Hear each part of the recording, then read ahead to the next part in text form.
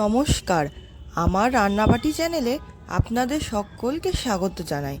আমার আজকের রেসিপি খোয়া ক্ষীর আর নলেন গুড়ের মাখা সন্দেশ। আপনারা চাইলে এটি পিঠের পুর হিসাবে ব্যবহার করতে পারেন, বা এমনি রুটি বা লুচির সাথেও বা এমনি মিষ্টি হিসাবেও খোয়া ক্ষীরের মাখা সন্দেশটি খেতে পারেন। আমি এখানে নিয়েছি 150 গ্রাম মতো খোয়া ক্ষীর, আর আমি নিয়েছি 1 কাপ নলেন গুড়, যেটা ঝোলা গুড়, আর 1 কাপ মতন দুধ। আমি এবার কড়াইটা গরম করে তার মধ্যে 1 কাপ দুধ দিয়ে দিলাম। এবার আমি এর মধ্যে 150 গ্রাম খোয়া ক্ষীরের মণ্ডটা দিয়ে দিচ্ছি। দেওয়া হয়ে গেলে আমি পুরো রান্নাটাই লো ফ্লেমে করব, কারণ আপনারা যদি হাই ফ্লেমে করতে যান তাহলে ক্ষীর আর দুধটা নিচে লেগে গেলে বাজে একটা গন্ধ বেরোবে। আমি ক্ষীরগুলোকে ধীরে ধীরে খুন্তি দিয়ে টুকরো করে নিয়েছি, এবার ফোটাচ্ছি। 2 বা 3টে ছোটো এলাচ আমি এর মধ্যে ফ্লেভারের জন্য দিয়ে দিলাম। আমি লো ফ্লেমে ধীরে ধীরে ক্ষীরগুলোকে গলিয়ে নিচ্ছি, যাতে দুধের সাথে খুব ভালোভাবে ক্ষীরগুলো মিশে যায়। আপনারা কেউ যদি চান নলেন গুড়ের বদলে এখানে চিনিও ব্যবহার করতে পারেন।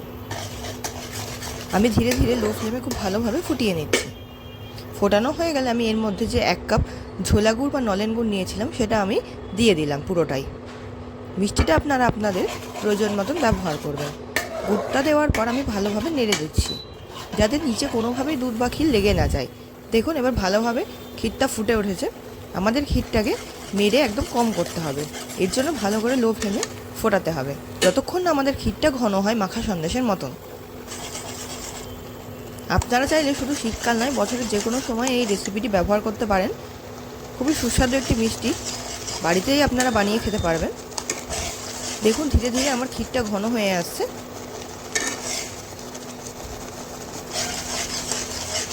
আমার এই ভিডিওটি যদি আপনাদের ভালো লেগে থাকে তাহলে লাইক করবেন, কমেন্ট বক্সে কমেন্ট করে জানাবেন, আর চ্যানেলটিতে অবশ্যই সাবস্ক্রাইব করবেন। দেখুন আমার ক্ষীরের মাখা সন্দেশ একদম রেডি হয়ে গেছে, পুরো চাপ ধরে গেছে। আমি এতটাই এটাকে ফুটিয়ে ফুটিয়ে ঘন করে নিয়েছি, আপনারাই দেখুন।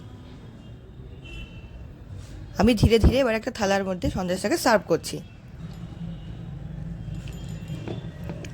যারা ডায়েট করছো বা আপনারা যারা সুগারের পেশেন্ট, আপনারা অনায়াসে এটি সামান্য পরিমাণে খেতেই পারেন, খুব কম মিষ্টি দিয়ে।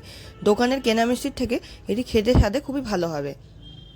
আমার খোয়া ক্ষীর দিয়ে নলেন গুড়ের মাখা সন্দেশ একদম রেডি হয়ে গেছে। আমি ওপর থেকে এবার কিছু পরিমাণে আমন্ড আর কাজু কুচি করে রেখেছিলাম গার্নিশিংয়ের জন্য, সেটা আমি ওপর থেকে দিয়ে দিচ্ছি।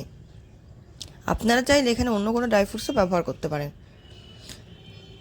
আমি ধীরে ধীরে সব ড্রাই ফ্রুটসগুলো ওপর থেকে দিয়ে দিলাম।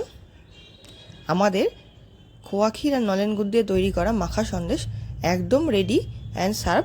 যদি গরমের দিনে আপনারা তৈরি করেন, এটিকে ফ্রিজে রেখে একটু জমিয়ে তারপর খাবেন। আর যদি শীতকালে তৈরি করেন তাহলে অনেকটা হট সন্দেশের মতন আপনারা খোয়া ক্ষীর আর নলেন গুড় দিয়ে তৈরি করা এই মাখা সন্দেশটি খেতে পারবেন। গরম গরম খেতে খুবই ভালো লাগবে, একদম হট সন্দেশ মনে হবে। রেসিপিটি আপনারা অবশ্যই ট্রাই করবেন, আর কমেন্ট বক্সে কমেন্ট করে জানাতে ভুলবেন না কেমন লাগলো। ভিডিওটি দেখার জন্য আপনাদের ধন্যবাদ।